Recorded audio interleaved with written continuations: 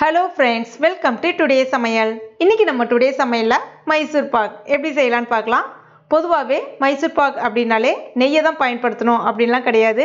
கூடவே எண்ணெயும் சேர்த்து பயன்படுத்தி செய்தோம் அப்படின்னா ரொம்ப அருமையாகவே வரும். இன்றைக்கி நம்ம அந்த மெத்தடில் தான் பார்க்க போகிறோம். அந்த மாதிரி எப்போவுமே கிலோ கணக்கு இல்லைன்னா கிராம் கணக்கில் செய்கிறத விட வீட்டில் இருக்கக்கூடிய ஏதாவது ஒரு கப்பை பயன்படுத்தி அடுத்தடுத்த அளவுகளை நீங்கள் அதை வச்சு அளந்தீங்க அப்படின்னா ரொம்ப அருமையாக வரும். அதுக்கப்புறமா கடலை மாவு நான் இன்றைக்கி கடையில் விற்கிற மாவு தான் வாங்கி பயன்படுத்தியிருக்கேன். மாவை வாங்கி கடாயில் கொஞ்சம் போட்டு மிதமான தீயில் வச்சு ஒரு 3 நிமிஷத்துக்கு வறுத்து எடுத்து வச்சுருக்கேன். அதாவது மாவு ரொம்ப வறுபடணும் அப்படிலாம் கிடையாது. அந்த மாவு ஜஸ்ட்டு சூடேறினா மட்டும் போதும். இப்போ மாவை ஆற வச்சுட்டு ஒரு கப்பில் சேர்த்துருக்கேன். நான் இன்றைக்கி மெஷர்மெண்ட் கப்பு தான் பயன்படுத்தியிருக்கேன். இது சராசரியாக 100 கிராம் அளவுக்கு இருக்கும். ஒரு கப் அளவுக்கு கடலை மாவு எடுத்துருக்கேன், சேர்த்துக்குங்க. கூடவே 2 கப் அளவுக்கு சர்க்கரை சேர்த்துக்குங்க. ஒரு கப் கடலை மாவுக்கு 2 கப் சர்க்கரை சரியான அளவாக இருக்கும். அடுத்ததாக 3/4 கப் அளவுக்கு நார்மல் பச்சை தண்ணி சேர்த்துக்குங்க. அதாவது ஒரு கப் கடலை மாவுக்கு 3/4 கப் அளவுக்கு தண்ணி.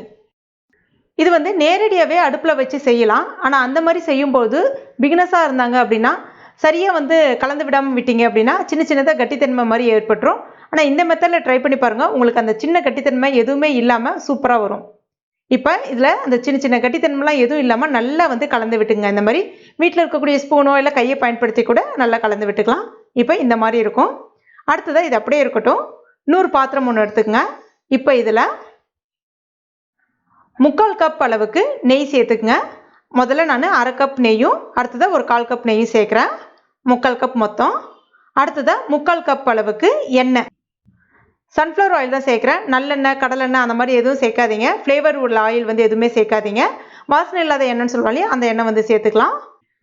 நான் மொத்தமாகவே எண்ணெய் பொருள் அப்படின்னு பார்த்தீங்கன்னா 1/2 கப் அளவுக்கு சேர்க்கணும். ஒரு கப் கடலை மாவுக்கு 3/4 கப் நெய்யும் 3/4 கப் எண்ணெயும் சேர்த்து பயன்படுத்துகிறேன்.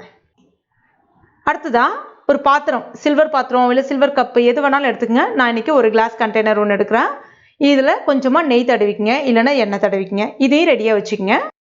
இப்போ நம்ம ஏற்கனவே ரெடி பண்ணி வச்சுருக்க அந்த கடலை மாவு இருக்கு இல்லையா, அதை ஒரு நல்ல அடிகனமான பாத்திரம் இல்லைன்னா நான்ஸ்டிக் பாத்திரமாக எடுத்துக்கங்க. அதில் சேர்த்துக்குங்க. இப்போ இதை மிதமான தீயில் வச்சுட்டு கைவிடாமல் கலந்து விட்டுக்கிட்டே இருங்க. இந்த கடலை மாவு கொஞ்சம் நல்லா வெந்து வர்றதுக்கு ஒரு 10 நிமிஷம் போல் எடுத்துக்கும். அதில் இருக்கக்கூடிய அந்த சர்க்கரையும் கடலை மாவும் ஒன்றோடு ஒன்று நல்லா கலந்து வரும். இப்போ இதை ஸ்டவ்வில் இன்னொரு பக்கம் இருக்கக்கூடிய ஸ்டவ்வில் வச்சுருங்க. அந்த நெய் நல்லா சூடாகட்டும். சூடாகிட்டே இருக்கணும். அப்போ தான் சைடில் நம்ம ரெசிபி பண்ணும்போது இது கரெக்டாக செட் ஆகும். இப்போ பார்த்தீங்கன்னா உங்களுக்கு அங்கங்கே முட்டை முட்டையாக வர்ற மாதிரி இருக்கும். ஒரு 10 நிமிஷம் கழிச்சு நான் டைமிங் நடுவில் சொல்கிறேன், கேட்டுக்குங்க. இப்போ பார்த்தீங்கன்னா வந்துருச்சா.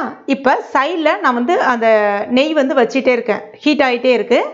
அதை எடுத்து ஒரு குழிக்கரண்டி, நம்ம வீட்டில் குழம்பு கரண்டி இருக்கும் இல்லையா, அதால் ஒரு குழிக்கரண்டி அளவுக்கு சேர்க்குறேன். சேர்த்துட்டு ஒரு முறை கைவிடாமல் கலந்து விட்டுக்கிட்டே இருங்க. கையை மட்டும் விடவே கூடாது. யாரோ ஒரு ஆள் சப்போர்ட் இருந்தாங்கன்னா பயன்படுத்திக்கங்க. கைவிடாமல் கலந்து விட்டுக்கிட்டே இருங்க. அடுத்த ஒரு 3 நிமிஷம் கேப்லே, நம்ம 10 நிமிஷத்துக்கு அப்புறம் நெய் ஊற்றணும். அடுத்ததாக ஒரு 3 நிமிஷம் கேப்லே மறுபடியும் உங்களுக்கு நல்லா அந்த பபுள்ஸ் மாதிரி அந்த நெய்யை நல்லா உறிஞ்சிட்டு பபுள்ஸ் மாதிரி வர ஆரம்பிக்கும். அப்போ மறுபடியும் ஒரு குழிக்கரண்டி சேர்த்துங்க. இப்போ மறுபடியும் 3 நிமிஷத்துக்கு நல்லா கலந்து விடுங்க. கரெக்டாக அந்த நெய்யை உறிஞ்சி எடுத்துக்க டைம் உங்களுக்கு ஒரு 3லேருந்து 4 நிமிஷம் எடுத்துக்கும். ஸ்டவ் மீடியம் ஃப்ளேம்லேயே வச்சு பண்ணிங்கன்னா நான் சொல்கிற டைம் உங்களுக்கு கரெக்டாக இருக்கும். இப்போ மறுபடியும் கொஞ்சமாக நெய் சேர்த்துங்க. அதாவது கரெக்டாக ஒரு குழிக்கரண்டி அளவுக்கு சேர்க்குறேன் நான். சேர்த்துட்டு கலந்து விட்டுட்டே இருங்க. இந்த மாதிரி சரியாக ஒரு 5 முறை செய்கிற மாதிரி வரும். அதே மாதிரி தான் பண்ணிகிட்டே இருக்கேன். 3 நிமிஷம் கேப்பில் கொஞ்சம் கொஞ்சமாக சேர்த்துட்டு பண்ணிகிட்டு இருக்கேன். கடைசியாக எல்லாத்தையும் சேர்த்துட்டு ஒரு முறை நல்லா கலந்து விட்டுக்கிறேன். இப்போ இதை 2 மெத்தடில் எடுக்கலாம். இப்போ பார்த்தீங்கன்னா நெய் எல்லாமே நம்ம விட்ட நெய் எல்லாமே வெளியில் வர ஆரம்பிக்கும். அதே சமயத்தில் அந்த வெள்ளை கலர் முட்டை மாதிரி அங்கங்கே கொஞ்சம் ஒயிட் கலரில் அங்கங்கே அந்த மாவுலாம் வெண்மையாக தெரிய ஆரம்பிக்கும். இது சரியான பதம். இந்த ஸ்டேஜில் எடுத்தீங்க அப்படின்னா உங்களுக்கு அந்த மைசூர் பாக் கடையிலலாம் விற்கும் இல்லையா, கொஞ்சம் நெய் மைசூர் பாக்குன்னு சொல்லுவாங்க பாருங்கள், உடைக்கும் போது ரொம்ப சாஃப்டாக உடையும் பாருங்க, அந்த பதத்துக்கு கிடைக்கும். நான் இன்னைக்கு அந்த கொஞ்சம் பெரிய பெரிய இந்த கல்யாணத்திலலாம் வைப்பாங்க பாருங்கள், பெரிய பெரிய மைசூர் பாக்கு, அந்த மாதிரி கொண்டு வர போகிறேன்.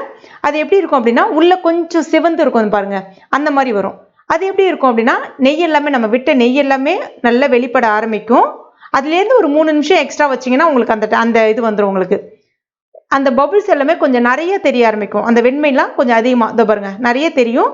நம்ம கரண்டியை விட்டு இந்த மாதிரி சுழட்டி விட்டுட்டே இருந்தீங்கன்னா அந்த கரண்டி கூடவே அந்த மாவு வந்து நல்லா சுழண்டு வரும். இதுதான் அந்த பதம். இப்போ இந்த பதத்துக்கு இறக்குனீங்கன்னா நான் சொல்கிற மெத்தடில் உங்களுக்கு கிடைக்கும். இப்போ நம்ம நெய் தடவின அந்த பாத்திரத்தில் இதை வந்து நம்ம சேர்த்துற வேண்டியதான். சேர்த்துட்டு சூடு ஆறுறதுக்கு முன்னாடியே டக்கு டக்குன்னு எடுத்து மேலே நல்லா இந்த மாதிரி கொஞ்சம் சாஃப்டாக வந்து ஸ்பேச்சுலா வச்சு தேய்ச்சி விடலாம். இல்லைனா வந்து வீட்டில் சில்வர் ஸ்பூன் இருந்தால் கூட நீங்கள் அதை வச்சு தேய்ச்சி விடலாம். நல்லா சாஃப்டாக சமப்படுத்திக்கிங்க. இது வந்து ஒரு 5 நிமிஷம் ஆறட்டும். கொஞ்சம் செட் ஆகின பிறகு நம்ம கத்தி வச்சு கட் பண்ணோன்னா அந்த ஷேப் வந்து உங்களுக்கு கிடைக்கும். இல்லைனா நீங்கள் ஷேப்பை கட் பண்ணாலும் மறுபடியும் அது வந்து ஒன்றோட ஒன்று ஜாயின் ஆகிடும். சூடாக இருக்கும் போதே பண்ணீங்க அப்படின்னா. ஒரு 5 நிமிஷம் ஆகட்டும். இப்போ கத்தியில் கொஞ்சமாக நெய் தடவிட்டு ஷேப் வந்து வெட்டிக்கலாம். நான் இன்றைக்கி கொஞ்சம் பெரிய பெரிய பீஸாக தான் போட போகிறேன். உங்களுக்கு சின்ன பீஸா வேணும்னா நீங்கள் வந்து அதுக்கு தகுந்த மாதிரி அட்ஜஸ்ட் பண்ணிக்கங்க. நான் வந்து இந்த கல்யாண மண்டபத்தெல்லாம் வைப்பாங்க இல்லையா, பெரிய பெரிய பீஸு ஃபங்க்ஷனுக்குலாம் செய்வாங்க பாருங்கள், அந்த மாதிரி வந்து நான் இன்றைக்கி செய்கிறேன். அவ்வளோதான். இதை ஆற விட்டுருங்க. நல்லா ஆறட்டும்.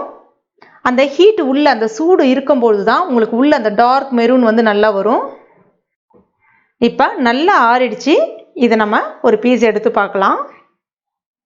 பாருங்கள் எவ்வளோ அருமையாக வந்திருக்குன்னு சொல்லிட்டு.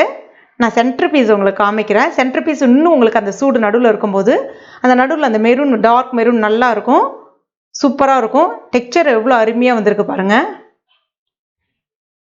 நெய்யோட வாசனையும் இருக்கும். அதோட நம்ம எண்ணெய் கலந்து தான் செய்தோன்றதும் தெரியாது. ரொம்ப சூப்பராக இருக்கும். முழுக்க முழுக்க எண்ணெயிலே நீங்கள் செய்யலாம். ஆனால் 1 ஸ்பூன் 2 ஸ்பூன் நெய் விட்டு செஞ்சீங்கன்னா அதனுடைய வாசனையே வந்து வேறு லெவல் தான். இப்போ உங்களுக்கு உடச்சும் காமிக்கிறேன் பாருங்கள். அவ்வளோதான். டெக்ஸ்சர் எவ்வளோ சூப்பராக இருக்குது பாருங்கள். கண்டிப்பாக நீங்களும் உங்கள் வீட்டில் ட்ரை பண்ணுங்கள். ட்ரை பண்ணிவிட்டு மறக்காமல் எனக்கு கமெண்ட் பண்ணுங்கள். இந்த வீடியோ உங்களுக்கு பிடிச்சிருக்கும் நம்புறேன். பிடிச்சிருந்தா லைக் பண்ணுங்கள். உங்கள் நண்பர்கள் மற்றும் ஃபேமிலி மெம்பர்ஸ் கூட மறக்காமல் ஷேர் பண்ணுங்க. மேலும் இது போன்ற டேஸ்டி ரெசிபிகளுக்கு நம்ம டுடே சமையல் இது வரைக்கும் நீங்கள் சப்ஸ்கிரைப் பண்ணாத நண்பர்கள் வந்து நான் உடனே சப்ஸ்கிரைப் பண்ணிங்க. கூடவே மறக்காமல் அந்த பெல் நோட்டிஃபிகேஷன் செட் பண்ணி ப்ரெஸ் பண்ணிங்க. தேங்க்யூ.